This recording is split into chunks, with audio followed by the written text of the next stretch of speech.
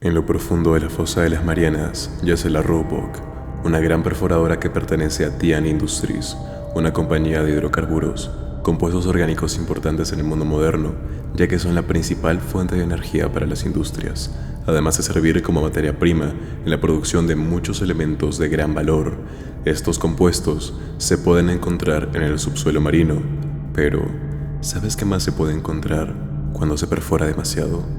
En 2050, Tian Industries junto a Pontus Endeavour logró crear la perforadora más profunda del mundo, la Roebuck, junto a una estación de control llamada Kepler 822, instalaciones de exploración y estaciones en zonas supuestamente no exploradas, todo con el objetivo de perforar el lecho submarino a una profundidad récord de 11.200 metros para encontrar petróleo y bombearlo a la superficie. Esta empresa empleó a científicos, ingenieros, doctores, biólogos y petroquímicos, entre muchos otros profesionales.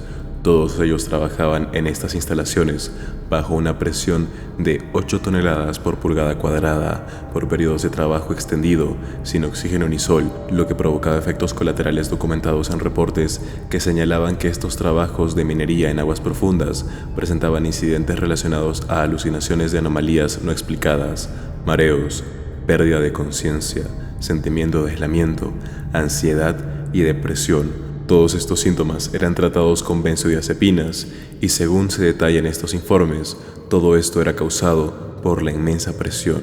En el transcurso de uno de esos periodos de perforación, la Roebuck perforó y estalló una burbuja térmica, una especie de ecosistema completamente aislado y conservado que existe a esa profundidad en cuevas gigantescas del lecho marino. Esta burbuja térmica albergaba especies antiguas que tienen su origen en la prehistoria y se quedaron encerradas dentro del complejo ecosistema durante miles de años. De esta forma, el agua caliente de la burbuja se liberó y aumentó la temperatura exterior 10 grados centígrados como mínimo, además de provocar una serie de terremotos que alertaron a toda la tripulación de la estación Kepler, una instalación con 316 tripulantes que se encargaban del control y comando de la perforadora Roebuck. En esa estación se encontraba Nora Price, mecánica que logró salvar gran parte de la instalación. En su camino encontró a otros dos sobrevivientes, Rodrigo y Paul. El grupo se dirigió a la bahía de cápsulas, donde ya no quedaban vehículos de escape. En su lugar estaba el capitán Lucien, con quien se dirigen al cuarto de control, donde se encontraba Emily, bióloga encargada de analizar y estudiar el relieve del lecho marino, y Smith, pareja de Emily y amigo de Nora. Es aquí donde todos intentan idear un plan de acción, ya que la ayuda llegará, sí, pero cuando lo haga será demasiado tarde. Sumado a eso, no hay cápsulas de escape, no hay sumergibles y las torres de enfriamiento colapsaron, lo que provoca que el núcleo se vuelva muy inestable y tarde o temprano genere una fusión. Con todo eso en cuenta, el capitán propone ir a la estación Roebuck, la instalación principal, pero debido a la falta de vehículos tendrán que hacerlo a pie, es decir, todos tendrán que caminar 1,5 kilómetros por el lecho marino, sin oxígeno suficiente, en completa oscuridad y con trajes ridículamente peligrosos. Rodrigo propone ir a la estación Shepard, que se encuentra mucho más cerca, pero Lucien descarta la idea diciendo que la estación se perdió y que ya no había nada ahí. Aterrados y sabiendo que no hay otra opción, se deciden por aceptar la propuesta del capitán y colocarse los peligrosos trajes para soportar la inmensa presión. Mientras se preparan para el descenso, Emily observa una pintura en uno de los muros, donde un buzo es arrastrado por criaturas marinas, mientras unas criaturas angelicales parecen intentar salvarlo. Considerando los hechos y estando a minutos de adentrarse a las oscuras aguas del lugar más profundo e inhóspito de la Tierra, estas imágenes terminan por sugestionar y aterrar la mente de la pobre bióloga. Una vez en la escotilla, la presión los golpea y debido a que el casco de Rodrigo se encontraba roto y en mal estado, este implosiona, lo que provoca una muerte extremadamente dolorosa, dejando sus restos flotando por todas partes, siendo esta la cálida bienvenida del lecho marino. Ya en el ascensor, el radar alerta una señal que podría tratarse de un sobreviviente, por lo que Paul y Smith salen a investigar. Mientras esperan su regreso, Emily sostiene una conversación con Lucien y Nora para intentar pensar en otra cosa y tranquilizarse. Lucien revela que estuvo casado y tiene una hija llamada Ali de 14 años. Sin embargo, Nora lo corrige, indicando que su hija no tiene 14, sino más bien ya debe tener 20 años aproximadamente. En el exterior, Paul y Smith buscan el origen de la señal. Mientras que escuchan un sonido similar al canto de los pájaros, encuentran la cápsula toda destruida, con una sustancia bastante extraña similar a algas o limo, junto con un cadáver enredado en los cables. Este tenía su espalda abierta, dejando ver su columna y sus órganos. De estos emerge una criatura. Smith la asesina con una pistola de clavos y la lleva con el equipo, donde los miembros de la tripulación, curiosos y aterrados, inspeccionan el cuerpo de la criatura, revelando que se trata de un Klinger en etapa infante, una nueva especie recién descubierta. Esta había emergido de la burbuja hidrotermal y se veía como una extraña combinación entre pulpo, un renacuajo y un feto humano. Repentinamente, algo los golpea y los deja sin sistema. Nora intenta arreglar la situación, pero unos sonidos provenientes del exterior alarman a todos, quienes en silencio y con mucha atención escuchan gruñidos, pasos y golpes, hasta que finalmente algo golpea una pequeña ventana antes de que la estación Kepler explote y deje ver la silueta de lo que los está acechando. Debido a la explosión, el ascensor desciende con mucha rapidez, por lo que todos se ponen sus trajes para evitar que la presión los aplaste, abren la escotilla y empiezan a correr. Aunque el traje de Smith sufre daño, logran llegar a la estación del túnel y aún sin procesar lo que pasó, se apresuran en usar el transporte para llegar a la estación Midway. A medio camino, el transporte se detiene debido a que una inundación impide el paso, por lo que se ven obligados a avanzar caminando hasta que llegan a un derrumbe, en donde deben pasar por debajo de los escombros. Uno a uno van pasando hasta que llega el turno de Paul, quien antes de poder cruzar es atacado por una de estas criaturas, quien tiene la fuerza suficiente para arrancarlo de su traje. Por cierto, si estás disfrutando este video, recuerda suscribirte. Este canal está a punto de cerrar con broche de oro, porque sí, este año dejo YouTube y me ayudarías un montón con tu suscripción, pues la meta es llegar a los 100.000 y conseguir la placa antes de irme. Consternados y en shock, los sobrevivientes reflexionan sobre lo que sucede, mientras miran cómo la estación y la perforadora fueron destruidas.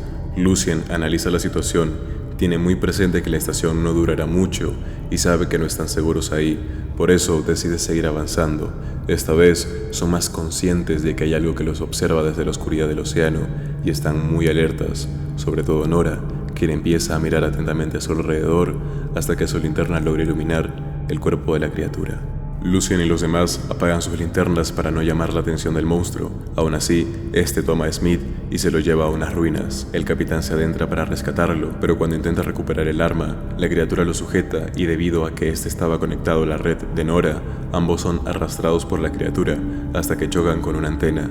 Intentan reponerse del ataque, pero la criatura regresa y ataca a Nora, intentando tragarla. Lucien se libera y acuchilla al monstruo, que asustado, suelta a Nora y huye hacia la superficie, mientras sujeta la red de Lucien, arrastrando a ambos a una velocidad muy alta, haciendo que el traje sucumba a la presión, por lo que antes de que ambos implosionen, Lucien corta la red de Nora, liberándola de aquel destino.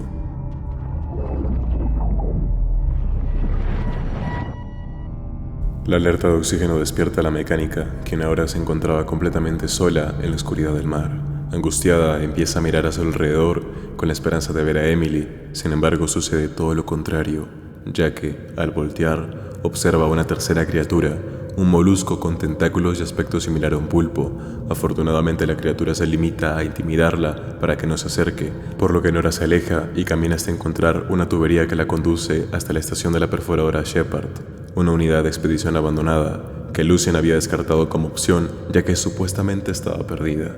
En esta, Nora intenta comunicarse con Emily y Smith, toma una ducha e investiga las instalaciones, encontrando el antiguo casillero de Lucien, donde, a través de una tarjeta de invitación para velorio, descubre que la hija del capitán Lucien había fallecido a la edad de 14 años, explicando la confusión del capitán ante la pregunta de Emily.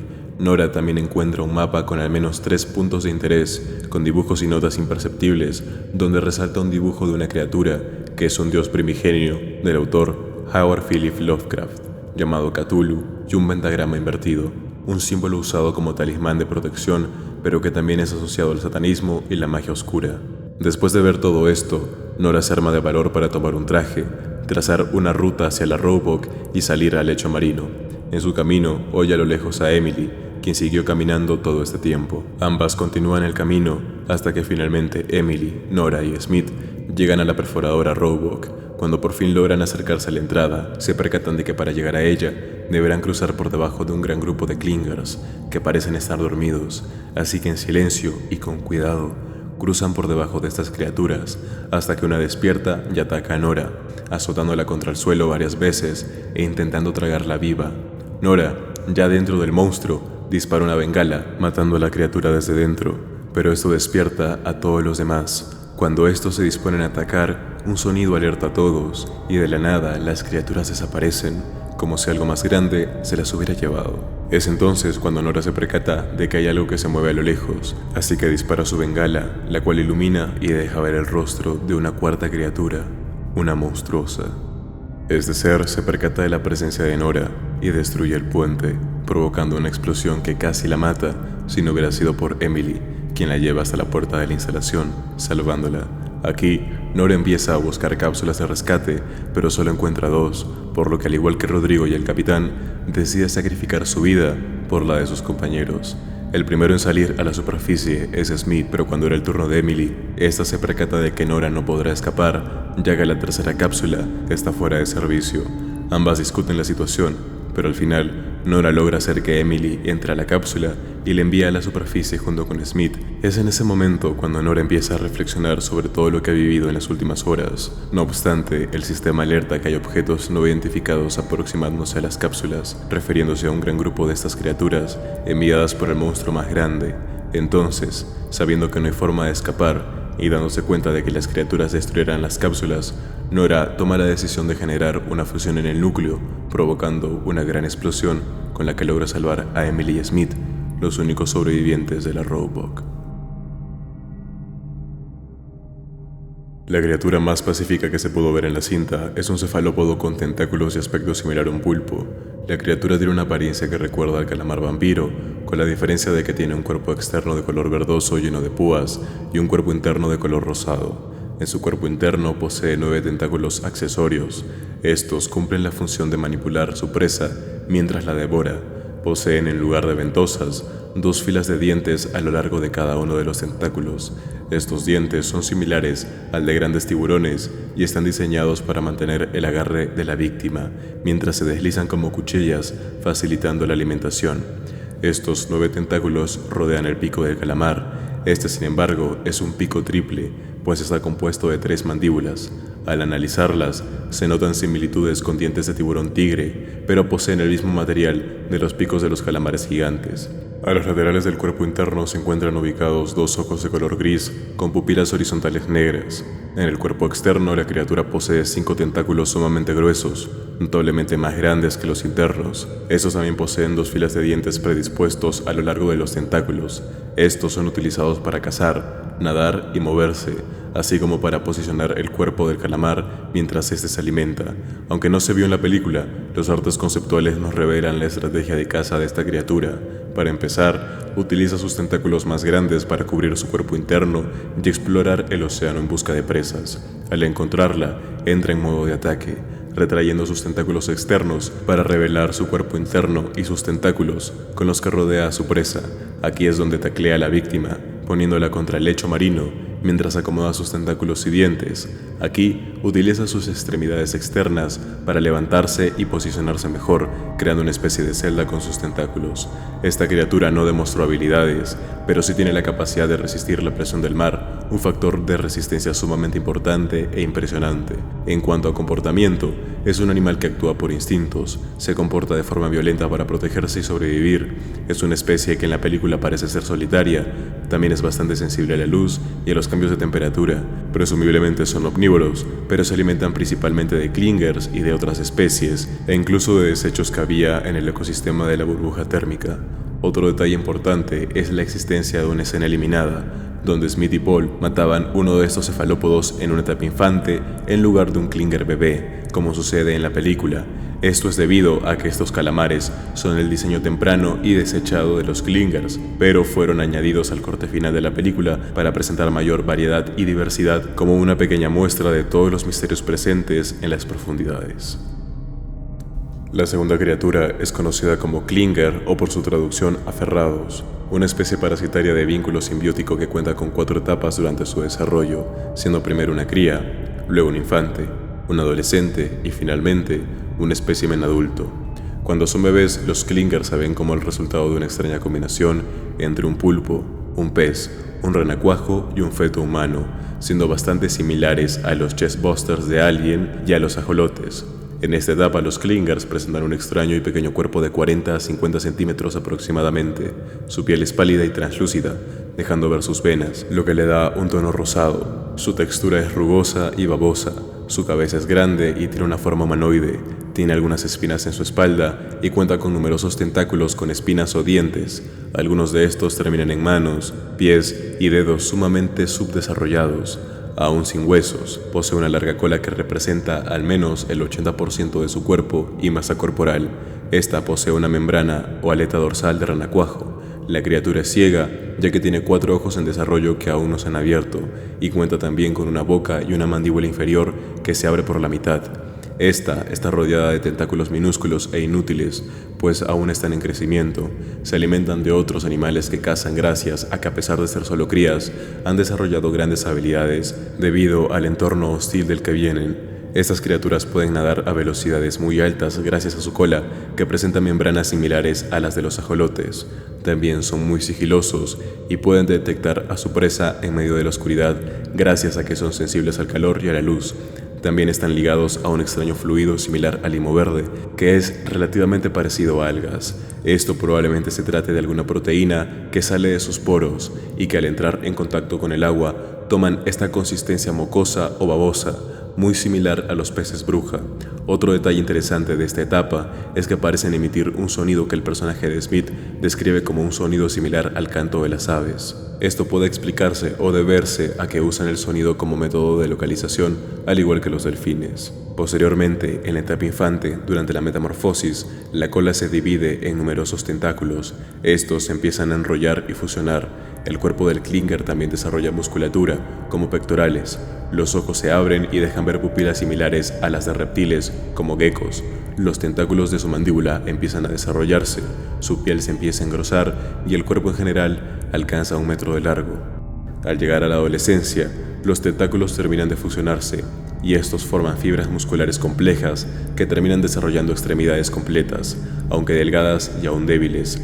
Aparecen membranas entre el torso y los brazos. Sus manos se hacen palmeadas. Un vestigio de lo que alguna vez fue su cola se deja ver al final de su espina dorsal, la cual termina de desarrollarse y calcificarse. Ya en la adultez, los clingers se convierten en criaturas bípedas humanoides y fantasmales. Miden entre 3,5 metros, aunque los ejemplares más grandes llegan a los 4 metros aproximadamente. Tienen una piel babosa, pálida y translúcida, muy similar a la textura de la piel de las ranas y otros anfibios. Los ejemplares más viejos tienen cierta coloración verdosa debido a algas y percebes aferrados a su piel, resultado de pasar tanto tiempo aferrados al behemoth.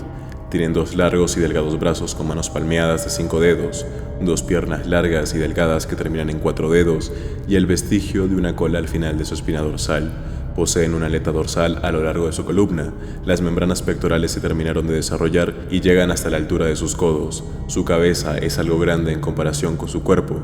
Poseen 4 ojos, 2 en cada lado, dentro de 2 cuencas negras bastante profundas. También tienen 2 orificios nasales óseos, esto como vestigio evolutivo, algo que exploraremos más adelante, así como una boca de forma extraña con 6 dientes, 4 en la parte frontal de la mandíbula superior y 2 en la inferior. Esta se puede abrir, extender y deformar como la de una anaconda para tragar presas grandes, pues su alimentación se basa en tragar y engullir a su víctima y no en masticarla. Esta mandíbula se divide en 2 y estas están compuestas de tentáculos. Si este tipo de análisis profundo, detallado y con perspectiva científica te resulta interesante, puedes suscribirte. La meta de los 100,000 suscriptores y la placa de plata está cerca, además de que se viene contenido igual o más detallado. Ahora bien, la anatomía del clinger delata su origen evolutivo y por ende gran parte de su biología. Para empezar, posee tibia, rodillas, antebrazos, manos palmeadas de 5 dedos que poseen pulgares, espina dorsal, son bípedos, poseen pectorales, hombros, esternón, cráneo redondeado y para rematar, fosas nasales. Todas estas características no corresponden a una especie cuyo origen es marino. Es más, son características claramente homínidas, es decir, tienen parentesco con primates, pero no con cualquier familia, sino con la nuestra. Aunque parezca imposible, la morfología del clinger nos revela que este tiene un origen homínido y que es un primo extremadamente lejano del Homo sapiens. Esto no es descabellado, pues podemos encontrar su explicación en la biología evolutiva. Es probable, debido a todas estas características visibles y obvias, que hace 3.2 millones de años atrás, algunos grupos de Australopithecus afarensis se hayan establecido en zonas costeras del Cuerno de África, homínidos bípedos de dieta mixta que aprendieron a recolectar y cazar peces o moluscos en la costa, así como crustáceos. El mar les brindó una fuente segura de alimento, por lo que poco a poco este grupo de Australopithecus empieza a bucear en aguas poco profundas, prolongando esta rama. Tiempo después, hace 2.5 millones de años, la evolución hace su trabajo. Nuestros ancestros evolucionaron hacia el Homo erectus, pero esta rama de Australopithecus evolucionó en el Homo erectus litoral, con el dedo gordo más separado, menos pelo, manos parcialmente palmeadas y apnea prolongada, es decir, lograron suspender la respiración por un tiempo más prolongado para sumergirse y cazar o recolectar con mayor eficiencia bajo el agua.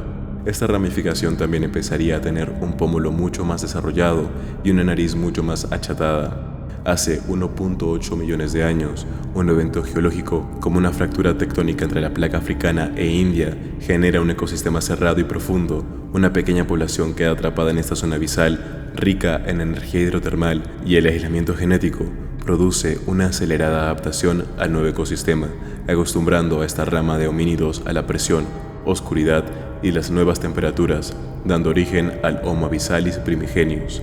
1.5 millones de años atrás, esta nueva especie desarrolla esqueletos cartilaginosos ligeros para soportar la presión oceánica. La reproducción se hace más práctica, pues nacen como renacuajos subdesarrollados que tienen una metamorfosis tardía, con tentáculos larvales de función sensorial y locomotora. La especie pierde vello completamente, las extremidades se adaptan a la natación y al buceo, sin aún poder desarrollar aletas completamente, lo que no los especializa en el océano, producto de una evolución incompleta y mutaciones genéticas debido a la poca población.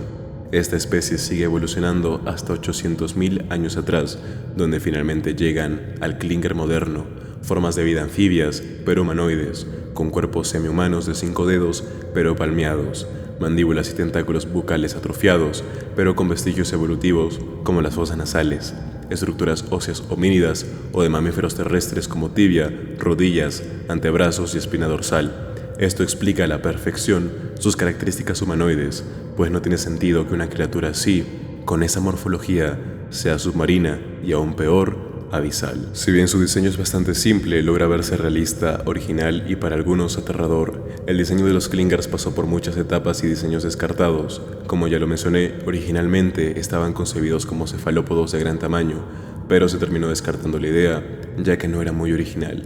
En vez de eso, optaron por una apariencia humanoide y fantasmal, muy similar a Slenderman o a la clásica imagen del extraterrestre, e incluso al Newborn de Alien Resurrección. Este monstruo fue creado así, ya que la apariencia humanoide podría llegar a apelar al fenómeno del valle inquietante, un sentimiento sumamente perturbador que sufrimos los seres humanos al encontrarnos con algo similar a nosotros, pero que no es de los nuestros. Esto sucede con maniquís, robots, animaciones 3D, etc. Y es de entre muchos uno de los recursos más útiles para generar terror en el espectador.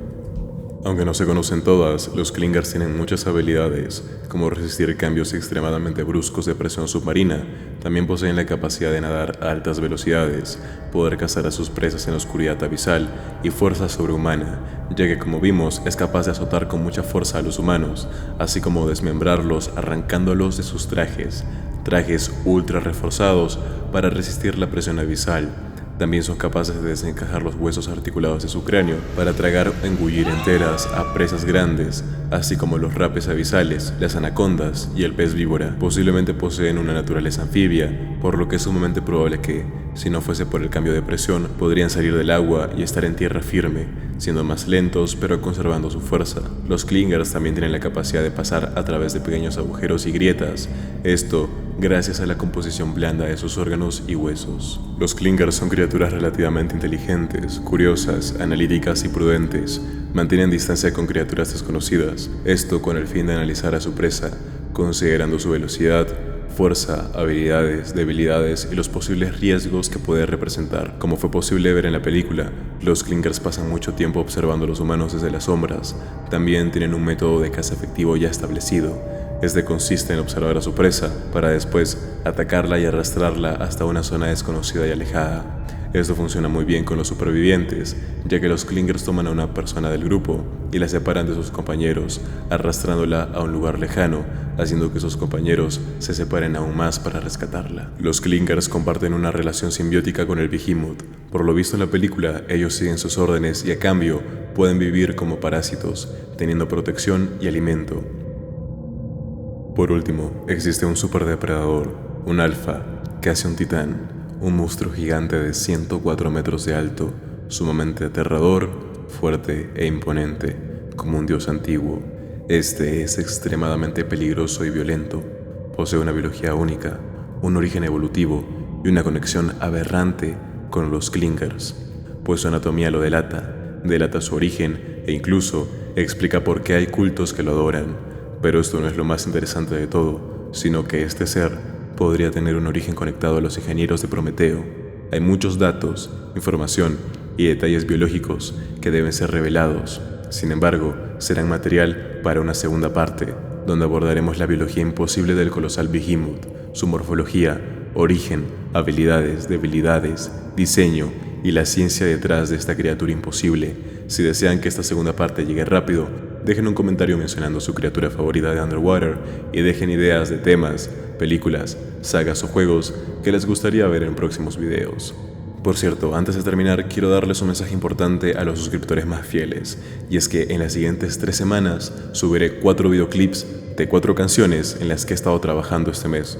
Estas eran originalmente un proyecto anónimo, pero he recibido la oportunidad de grabarlas en un estudio y de hacerles un videoclip. Cada canción contará una historia diferente, pero las 4 estarán unidas entre sí. Así que si querías saber cómo era mi cara o cómo se escucharía mi voz en una canción, mantente atento, porque estas 4 canciones serán sumamente desgarradoras. En fin, si te gustó este video, apóyalo con un like, suscríbete y activa la campana para tener videos así interesantes, comenta qué te ha parecido, sígueme en Instagram, estará en el comentario fijado. Recuerda que si deseas apoyar mi contenido, puedes hacerte miembro del canal. Yo soy Garfield y sin nada más que decir, me despido. Te deseo un excelente día.